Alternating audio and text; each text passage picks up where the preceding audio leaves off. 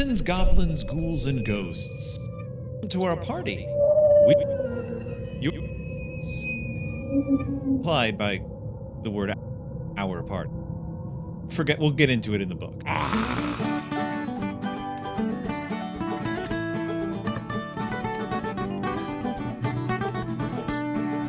Welcome back to Deep in Bear Country, a Berenstain Bear cast. I am your host, Phil Gonzalez, and we are in our second week of spooky season, and thank goodness we are, because I've got a spooky bookie for you, a book that is the encompassing spirit of Halloween between two hardcovers. Yes, this week I have got an actual hardback edition of a book that came out a couple of years back. I also have the digital edition, but I have a pretty cool Halloween treat in store for you. Let me just grab it.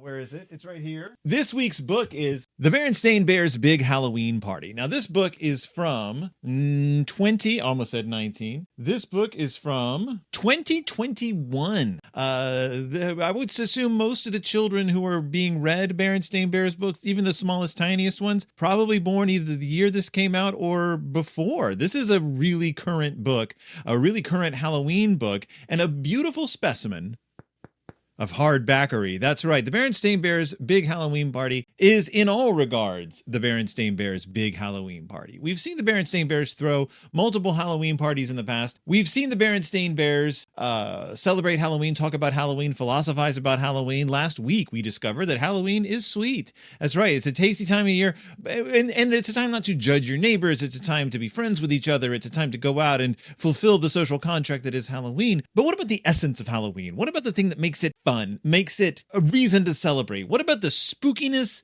the goblins, the goblins, the creeps and crawls? What about the Halloween fest, the party, the festival, the shindig, the clam bake, the get together, the how do you do, the fine what have you? I don't have any other words for parties. Celebration, the magnanimous fantabulosity that is orange and black crepe paper hanging from the ceiling, and a nasty bucket of apples. What of the Halloween party? Have you been to a Halloween party? And when you were a kid, did you go to Halloween parties? I went to a few Halloween parties in my youth. The neighborhood had a Halloween party once, like for the Halloween season, for the kids in the area. The parents threw it. I don't remember whose house it was at. I want to say it was at the Corbins, but I bet that was incorrect. I think there was a family who lived on our street. They moved away when I was very young. I think it may have been the Carlyles. I think the Carlyles had a Halloween party. And when I say had a Halloween party, I mean a full-on, I don't remember much about it. But I do remember there was a tin bucket of apples to bob, and I was like, ooh, bobbing for apples. That thing I've read about in books about Halloween parties. Gave it is absolutely impossible and not very much fun. Difficult to do, like just reaching into the bucket with your mouth was hard. I was like, this is kind of gross, and why do I want an apple in the first place? Like, I mean, I can ask my mom for an apple, and she'll probably just hand me one. And it's not like candy. Like, candy is a different thing. Candy is a sometimes thing. It's a very specific times of year thing. It is not something that arrives in abundance and not something that arrives on demand. However, at Halloween, it does both of those things. But so why are we bobbing for apples? Why the bobbery? Why the snobbery? Why the flim flam flobbery? I don't have an answer to that question, but I do have an answer to how the Berenstain Bears address that answer in this week's book. That's right. This week's book, which we've already talked about, The Berenstain Bears Big Halloween Party. And look at this cover. Look at this gorgeous cover. If you're watching this on YouTube, look at the cover. We see Papa holding a beautiful jack-o'-lantern. We see Mama appraising a dangling bat right above her head. We see a giant fake spider coming down off a giant fake spider web. We see what appears to be brother dressed as a dragon. We see sister dressed as some sort of space jockey princess. I'm not sure what it is. She has a letter S on her chest and a crown on her head, but she's wearing some kind of like space uniform. I can't tell what it is. Also looks like she has some sort of beak on her hat. She's a mishmash. She's a creative type. And then down on the bottom, we have a little honey bear who seems to be dressed as some sort of Valentine bug or something. I don't know. But she's an infant. Who cares?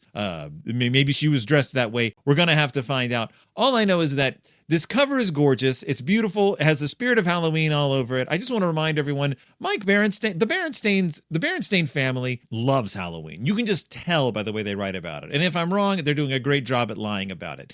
But Mike also seems to be a big fan of Halloween. He seems to be a Halloween traditionalist. Like, Halloween is about candy, it's about costumes, it's about hanging out with your friends, it's about Halloween parties, it's about jack-o'-lanterns, it's about bats and spiders and ghouls, and he uses the word goblins in the opening poem. He says goblins. In fact, let's quit kicking circling around the old mulberry bush and get right to the story. Yes, skeletons, goblins, ghouls, and ghosts. Now, I love goblins. I love the idea of goblins. To me, goblins is one of the funniest words in the entire world, and referring to things as my favorite thing about E.T. the Extraterrestrial. I love referring to E.T. the Extraterrestrial as a goblin. I'm like, it's that movie about that goblin. The boy makes friends with a goblin because he's a goblin. And I love people using the word goblin. I think it's the funniest word in the world, goblins. Skeletons, goblins, ghouls, and ghosts. I love how he uses skeletons, too, in the opening poem. Skeletons. Skeleton is a great word, isn't it? Like, isn't skeleton just... Skeleton is a top-tier word in the English language. It's got that nice triplet to it, which is already, it's appealing. Skeleton, skeleton, skeleton, skeleton, skeleton, skeleton, skeleton, skeleton, skeleton, skeleton. You can just say it all day. You can also call them skeletones, which is fun. You can call them skeletons, which is even more fun. Or you can call them scullivans, which is my personal favorite, alternate skeleton way of saying skeleton. Skeletons, goblins, and then we got ghouls and ghosts. That's Halloween. That's literally what Halloween. First of all, ghosts and skeletons year-round. That's year-round, right? Because you have them inside your body. You are literally a skeleton surrounded by meat, right? And ghosts, well, that's the rest of it. Like, you got the skeleton, you got the meat. The ghost is what makes you move around. I assume that's how it works, right? I'm not a religious man, but I think it's pretty much just skeletons and ghosts. But then you got goblins, which... I don't even know what the definition of goblin is in real life. I think it's just a creepy thing, a thing that sits in your closet, stares at you when you go to sleep, right? Like, that's a goblin, kids. A goblin is that thing you're afraid of in the closet. And it's there, and when you're asleep, it's looking at you. Even if you close the door, it's watching you. It's there. It's sneaking up on you. Right now, it's behind you. Watch out. Ghouls. Traditionally, a ghoul is a creature that dwells, I believe, in graveyards and feasts on the flesh of the dead, but not like we feast on the flesh of the dead, like feasts on the flesh of human corpses. I think it may either even be a formerly ghouls. Were ghouls ever people? I can't remember how it works. In any case, what people think of as like Romero zombies traditionally were referred to as ghouls. Like in the early days of the Romero zombie movies, they were like, oh, those are ghouls because they're creatures that eat the dead, but they also kill people, which I think is not what ghouls do. I think ghouls are just scavengers, but like not really scavengers because you've already buried. In any case, probably won't have actual ghouls coming to your party. But I guarantee you, if you have human beings at your Halloween party, you're going to have skeletons, you're going to have ghosts. Even if you don't decorate, can't help them, can't stop them from coming. Come to your party, we'll be your host. Of course you will. It's your party.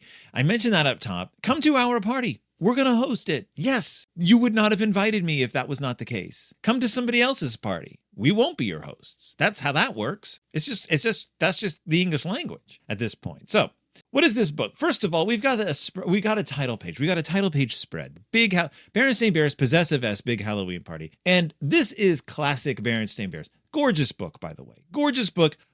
Reminds one of classic Stan and January. Like we've got creepy old trees, we got spooky old owls, we've got haunting bats. I love this 2-page spread. There's 3 spooky trees in this thing, and they all have gnarled limbs, and they all have terrifying faces. In fact, I think one is just the other. Is one just the other one flipped? Is one just one reversed? I can't tell. Did they just take one tree and flip it? You know what? Who cares? Because the spooky tree is so spooky, I don't even mind if they use the clone stamp tool and flipped it and reversed it. Flip it, stick it, reverse it. There's your spooky tree. But then we got a spooky tree in the middle of the page at the crease where it folds. So in order to really see it, you got to get the digital edition as well to get that full 2-page spread.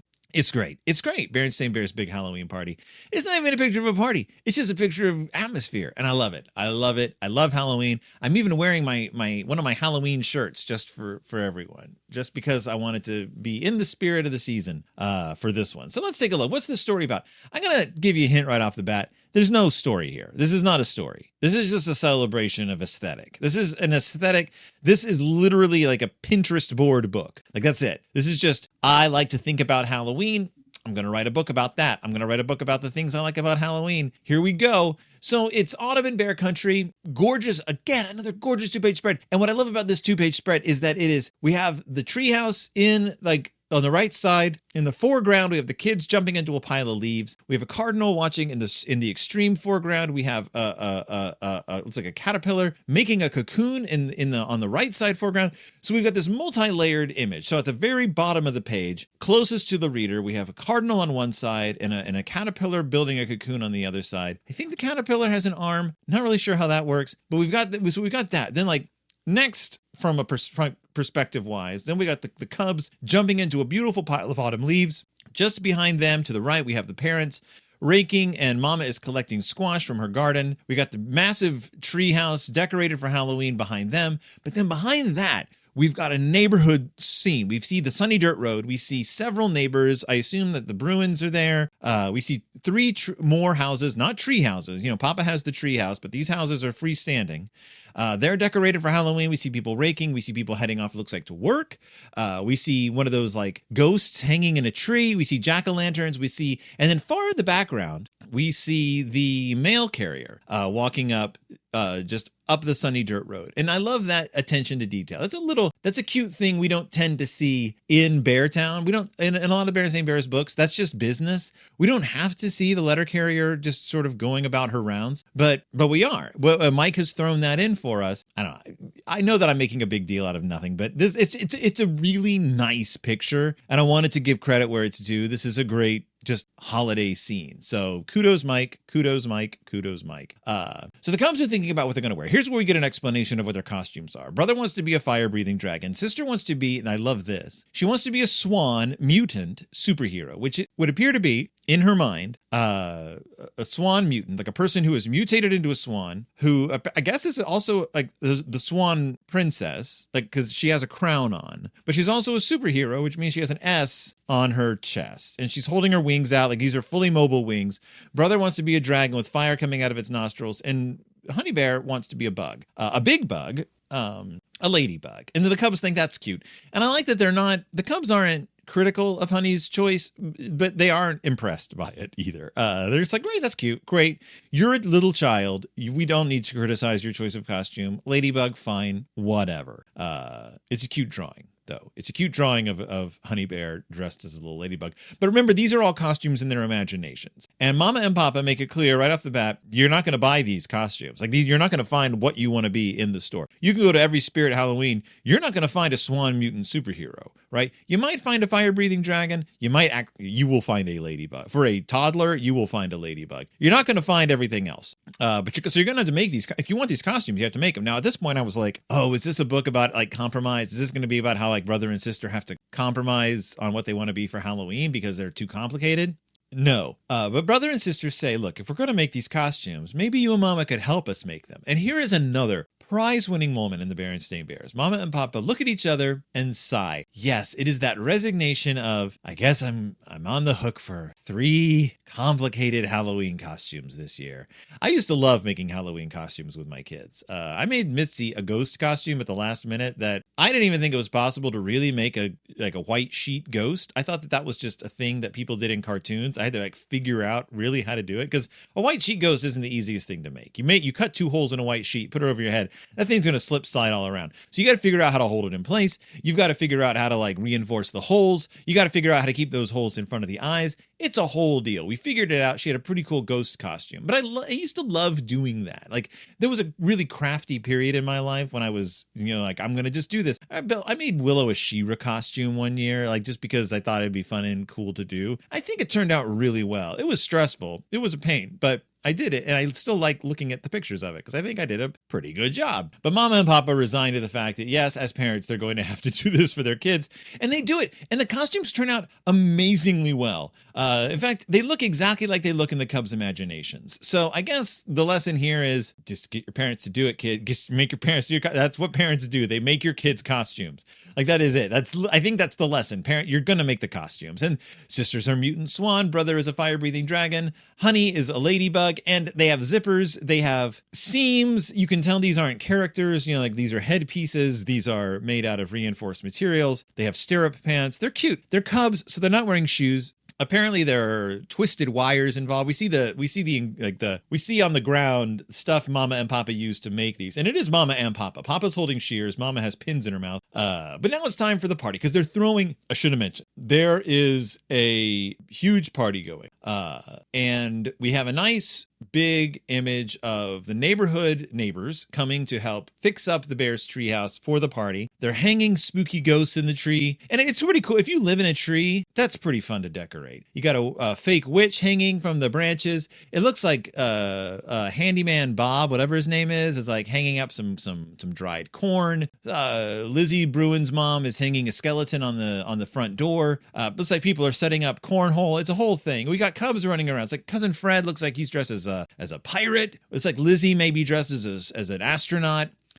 We got a cub dressed as a mouse, a cub dressed as a tiger, a cub dressed as what looks like a shark. This is a pretty fun party, and the kids are going pretty nuts already. So there's a costume parade. And they each get instruments. We got a nice 2-page spread of the costume parade. This book is replete with 2-page spreads, by the way. We got cubs banging on trash can lids, blowing noisemakers, ringing cowbells, tooting horns, banging drums, smashing cymbals, drums to whack, pot lids to bang on, touring the neighborhood, toot bong, clang womp. It's noisy, it's riot, it is nuts. The parents look tired. The kids are having a great time. Quintessential costume parade. Did you do costume parades when you were a kid? Did your school do them? My school did them. And we'd actually march from classroom to classroom in our costumes in elementary school, showing off our costumes, seeing the costumes of our peers. Costume parade, just great fun. Again, a little bit of pressure, like you gotta the pressure is on because everyone's gonna see your costume. But man, that was a good time. I just loved making costumes. I loved wearing costumes. I loved Halloween. Oh, it was so much fun. I don't even know if schools do costume parades anymore. Do your neighborhoods do costume parades? Does your neighborhood do a Halloween parade or like a fun fair or anything? Is that a thing where you are? I know that like churches and stuff around here do them. The schools don't. They are not allowed to do that here, which I find a little weird. It's a festival. They do things called fall festival, but there's no like Halloween involved, what's the point? Like fall festival, who cares? We're not harvesting anything. Then it's time for refreshments because everyone's hungry and thirsty, following the giant parade. They dole out refreshments. I can't tell what they're eating. It looks like mashed potatoes and hot dogs, I guess. Like it's hot dogs and mashed potatoes, which that's fine. I would totally eat hot dogs and mashed potatoes. And you got to fuel up, right? Like, because there's actually more to come, such as bobbing for apples. Billy Griswold, who is dressed as the tiger, looks like he lost a tooth bobbing for apples. But he says, fine, that's all right, he says. It was loose anyway, which, cool. I don't see any blood, so I don't believe that was, I don't know. It's weird. Like, even if it was loose anyway, it'd probably bleed a little bit. Mike, draw more blood in your Berenstain Bears books. I want more blood. It's a Halloween book. Where's the blood? Where's the blood, Mike? Billy Griswold, haven't heard from him in a while. He's a name that pops up every so often. So I like that Mike's giving him a line in A Moment in the Sun. He gets his own page. It's just nice. It's nice for Billy. It's nice that we can all be there when this happened for him. Then they play, I guess they call it beanbag toss. In Minnesota, they call it cornhole, which is a hilarious term. Makes me laugh every single time anyone mentions cornhole in a casual manner. They call it beanbag toss. In this game, it's just pumpkins. Like, it looks like it's 4 holes, 40 points, 30 points, 20 points, 10 points, with the higher number being the higher up, further away hole. And they just have pumpkins painted around. It's not really a Halloween game. It's a party game, like an outdoor game. But the mouse cub throws a beanbag and it bounces off Papa's head. And he says, hey, I'm glad he doesn't say ouch or anything, because that would make the kid feel bad. Kid already feels bad. Kid says sorry. But also that wouldn't hurt. It's not like they're throwing rocks. You don't play cornhole with rocks. You play with beanbags. Beanbag toss. We called it growing up as well. I didn't hear cornhole until I moved up here, and people said it just with a straight face. They're like, oh, they're playing cornhole. And I'm like, that's terrible, but I guess it's regional. So next up, Mama's face painting. And this is interesting because I didn't ever think of Mama as a painter.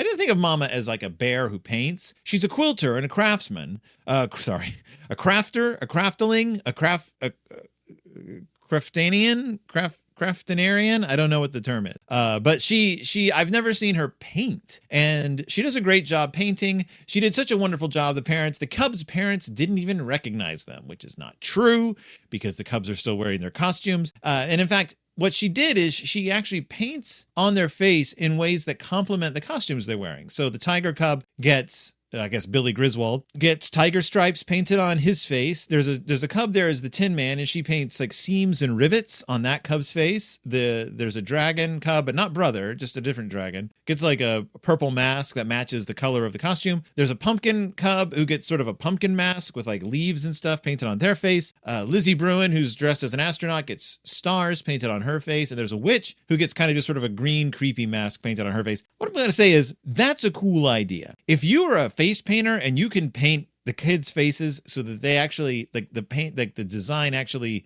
enhances the costume that child is wearing, you've gone above and beyond. That's a $10 face paint job right there, I think. And Mama's doing it for free. So kudos to you, Mama, and kudos to you, Mike, for I've just never thought about that, but that's a good idea. Then it's time for Pin the Bone on the Skeleton, which is basically Pin the Tail on the Donkey, but with skeletons. And there's also a musical tombstones, which is like musical chairs, only they use these sort of like prop comical tombstones that say like funny things on them. So rest in pieces, says one tombstone, and Pearl E. Gates is one of the names on it, and is he dead? And I'm a goner. And then one that just says RIP, which I guess as they go along, you knock a tombstone down so you can like eliminate another person. And in the end, it's Cousin Fred and Lizzie Bruin who sit on the last tombstone together, which means it ends in a tie. And I think it's funny because this is Mr. and Mrs. Bruin who are running these games, Pin the Bone on the Skeleton and musical tombstones. And I just think it's weird, like Lizzie Bruin, like if your kid is one of the winners, if it's a tie, give it to the other kid. I think it's weird. Like she's the mom of one of the winners. I don't know. Biased much? Mrs. Bruin, I guess is the point I'm trying to make.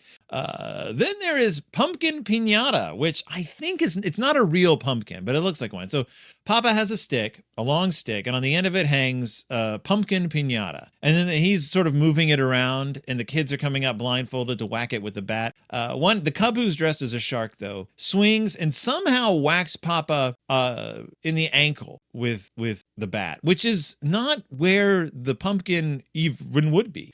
I don't know if this kid was just super disoriented or just really wanted to hurt Papa Bear, which doesn't surprise me. The kids can be cruel, and Papa's gotten up to shenanigans in Beartown, so maybe the kid's just like, this guy needs to be taken down a notch. Whacks him in the knee, like totally, like this is like a hit job. This is like a mob enforcer attack on Papa's ankle or knee or shin. It's hard to tell with the bears, their legs are so tiny. This hurts though. Like he makes probably the most screwed up face Papa's made in a while. He looks like a jack-o'-lantern. But finally, the jack-o'-lantern piñata gets burst, and the kids rush and gobble up sweets. So the pumpkin, this candy gets scattered, and Papa sits there nursing his leg. He is still hurt, by the way. Like this hasn't ended. Papa Bear is he's still very injured. This cub did a number on Papa's leg. It's going to bruise. And I mean, he's not a child. He's going to have, it's going to hurt the next day is what I'm saying. I know that Papa's only supposed to be in his early 30s, I think. If he was my age, that's it. Like, that's it for the week. Halloween's on a Thursday this year. I'd be out till Monday. Like if a kid hit me in the leg with a bat, forget it. And it's a bat that's strong enough to open a piñata. So this isn't just some wiffle ball bat. It's a bat that's strong enough to bust up a piñata. Poor Papa. Poor Papa. So then there's a costume judging contest. And this is where, like a pet show contest, like every children's book series has like the big pet show. Like Berenstain Bears has done it. I think maybe did Arthur do it? I know that Ezra Jack Keats has one. And the idea is that like everyone brings their pet, and then in the end, each pet gets a prize. And there's just a bunch of made up prize names because everyone gets a treat. So at the end of this, everyone gets a prize for this. Sister Bear shows off her pretty awesome costume, by the way. But one of the bears who's dressed as a witch gets a prize for the straightest hat. There's other witches there as well. Like every time there's a new drawing, there's actually more cubs. Like I don't know how many cubs are at this party at this point. Mike just keeps adding cubs. There's a cub dressed as the evil queen, who I think is supposed to be Queenie. I believe in her past book, she is dressed up as the evil queen from Snow White. We see a cub dressed as a rooster. We see 3 witches. So one of them has the pointiest, straightest hat, so she gets the prize for straightest hat. I'm sure they give out prizes for the wrinkliest. I mean, the other two witches are holding prizes. So, and they're actually like wrapped presents, which who knows what's in them. The dinosaur with the sharpest horn gets a prize. And they all get handed prizes. And then, so this has been quite an intense, like there's been candy, there's been mashed potatoes, there's been hot dogs, there's been bobbing for apples, there's been pin the bone, there's been musical tombstones, there's been a prize contest, there's been a whole costume parade. Now it's time to actually go trick-or-treating. That's right. And Mike has drawn a beautifully atmospheric 2-page spread of the neighborhood with everyone has their decorations up. And it's like, it's truly, these guys have gone to Menards and bought the 20-foot tall skeleton, the 20-foot tall Frankenbear, the 20-foot tall vampire bear, giant 4-foot long spiders hanging in the tree branches, hanging in front of doors, ghosts hanging from the trees, spooky lanterns lining the walk, jack-o'-lanterns on the fences. This is full-on neighborhood Halloween. Love it, love it, love it. Love it, love it, absolutely love it. 10 out of 10, no notes. There's fake skeletons, ghosts, ghouls, spiders, and monsters everywhere. We have a nice recreation of an illustration from the previous book, Berenstain Bears, Trick or Treat, where they go visit Ms. McGrizz, and it's her house. It looks just as spooky, except this year she even has creepy sound effects playing out of a boombox on the stump outside of her home. She has a creaky door effect going on. She loves Halloween. They love Halloween. They're all trick-or-treating. And here's what's cool. We have the Cubs. The older Cubs are all off trick-or-treating by themselves. We have brother and sister, Lizzie and cousin Fred. They're in a group. We have like the Tiger Cub and some other Cubs, like the Cubs who aren't like the main friend group. They're off doing their own thing. They're trick-or-treating as a group. And then the little Cubs, like Honey, the Cub who's dressed as a pumpkin, the Cub who's dressed as a mouse, they're trick-or-treating with their parents. So I like that. Like, I like that the parents aren't following the older kids around. They're there, but they're really there for Honey. It's a domestic scene. It's a very domestic, reminds me of the trick-or-treating scene in E.T. when Michael takes Gertie and Elliot out, but he's really there with Gertie. It's not really Gertie though, it's an alien. It's a whole, if you haven't seen E.T., it's a whole story. There's an alien in it, just so you know. Then they get home and they divvy up, they do the great thing. They count up their treats. They sit out on blankets and count up how many treats they got. 15 bear nut bars, says brother. 17 grizzly pops, says sister. Honey just says lots of honey drops. She can't count that high. I'm going to do it for her, though. 1, 2, 3, 4, 5, 6, 7, 8, 9, 10, 11, 12, 13, 14, 15, 16, 16, maybe 17, but at least 16 honey drops. And these things are big. They're like the size of her fist. So they're going to last her for a while. She got 16 honey drops. Looks like she has 16 like Berenstain balls. Like, you know, the too much junk food candy balls. She got 16 of them. She's got 1, 2, 3, 4, 5, 6, 7. She's got 9 Hershey's Kisses. But again, these are Hershey's Kisses that are large, like half the size of her fist. Big Hershey's, like Halloween Kisses. 3 cupcakes, 6 full-size candy bars, right? Looks like 3 Slim Jim sugar daddies, sugar babies. The ones that are on the sticks. I can't remember which one those are. 5 giant lollipops. And then 1, 2, 3, 4, 5, 6, like 9 just wrapped pieces, like square, like caramels or something. Honey Bear made out like a bandit. I mean, everyone made out like bandits. But Honey Bear, for a kid her age, her size, quintessential Halloween. She did great. She had her basket. She did great. Look at all that candy. Lots of honey drops. And then it's the end. That's the end of the book. It gets late. Everyone goes home. Good night to Mama, Papa, Brother, Sister, and Honey. Happy Halloween. Everyone's tuckered out. A wonderful Halloween party had been had by all. That's the end of the book. We go back to the cover, the big Halloween party. What does it say on the back? Truth in advertising. What does it say on the back? It's trick-or-treat season in Bear Country, and the whole neighborhood is getting together for the party. There will be a big Halloween parade, ghoulish games, a monstrous costume contest, and treats for everyone. Brother, sister, and Honey can hardly wait for all the ghostly goodies and fun. And you know what? That's what happened. That's exactly what happened in the Berenstain Bears big Halloween party. What are my thoughts on this? There's no even philosophy behind this. This isn't even like last week's book where there was a lesson to teach. This is just Halloween fun, Halloween goodness, Halloween, dare I say, greatness. Whether or not you bought the hardback, whether or not you bought the digital, This is a great Halloween book. I mean, I know I'm biased. I like the Berenstain Bears. I like Halloween. I'm a sucker for all of this, but great book, wonderful illustrations. If you're watching along on YouTube, you get to see the illustrations. Check it out. You can buy this on Kindle. I think it's like $7 or $8. Or, you know, I think you can buy it on other digital platforms. I have the Kindle version because it's easiest for me. But you could also buy it a hardback. It wasn't that pricey. I think it was like $10 or so. And you know what? This thing is totally worth having. It's sturdy. It comes, okay, not only does it come with a giant poster. That's right. It comes with a giant Happy Halloween poster. That's basically the opening 2-page spread. I haven't removed it from the book. It comes with cards. And I was like, what does that mean, cards? Halloween cards. Just what it says. It comes with like these 6 cards that say, have a happy Halloween, happy Halloween, happy Halloween, have a happy Halloween, have a happy Halloween. I mean, that's pretty much what they say. And then a picture of Ms. McGriz. But on the backs of these, and they're little cards, but on the backs of these, it has a deer and a from. They're basically Halloween Valentines, Valloweens, Hallentines. And you know what I say? Let's replace Valentine's Day giving with Halloween card giving. Like in schools, I mean. Isn't that more comfortable? Isn't it more comfortable to say, like, I hope you have a happy Halloween than to say, I want you to be my romantic partner for life? Like, that's better for a 5-year-old to say, right? That's better for a 5th grader to say to their classmate, the guy who picks on them, but they have to give him a card because that's the rule of the class. Better to have a card that says, spook them up with some skeletons, Billy, than like, I want you to love me forever. I love you so much. I love you forever. You're my romantic soulmate, partner, Valentine. Like, I think that's more appropriate for a school. So, you know, whatever. That's my idea. And then, of course, the obligatory, but very welcome, especially from this book, page of Berenstain Bears stickers, because we've got so many cool costumes for this book. We got all the costumes represented, even the shark that kneecap Papa. We've even got the word boo with some bears in it, and we got some atmospheric things. We got some Berenstain bats and a moon. We got the witch. We just got all. It's a great set of Berenstain. Sometimes the stickers that come with the books are a little. They had to find something to make a sticker out of. This is a good book. This is worth getting. You can still order it, have it in time for Halloween. Give it to your kid as a Halloween present, I guess. Do you give Halloween presents? Who knows? Maybe you do.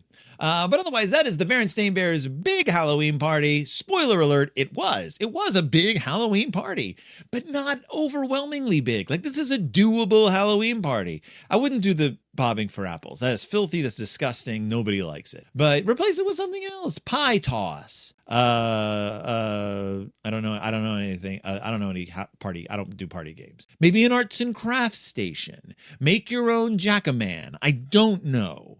But that's the Berenstain Bears big Halloween party by Mike Berenstain. Pick up a copy of it today. It's a good one. It's a good one. It's a good one. If you like Halloween, if you like spooky stuff, if you like spooky business, Willow and I just reviewed Mary Shelley's Frankenstein over on It's Del Toro Time, and we've got the Italian movie, The Arcane Sorcerer, coming up. Just because it's next on the list. And it's a spook 'em up, I think. It's Italian, and it was very hard to find. I had to buy an Italian DVD just to own it, because it's just not available anywhere. So I put in a lot of legwork. So when The Arcane Sorcerer comes out, give that a listen or a watch. You can watch it on YouTube along with my other videos. So spook 'em up. Keep spooking in the free world. Ghouls and ghosts and goblins. Thank you so much for listening. Thank you so much for joining me. Thank you so much for being a part of all this. Keep on with the fangs, I guess. And I'll see you all next time, deep in Bear Country.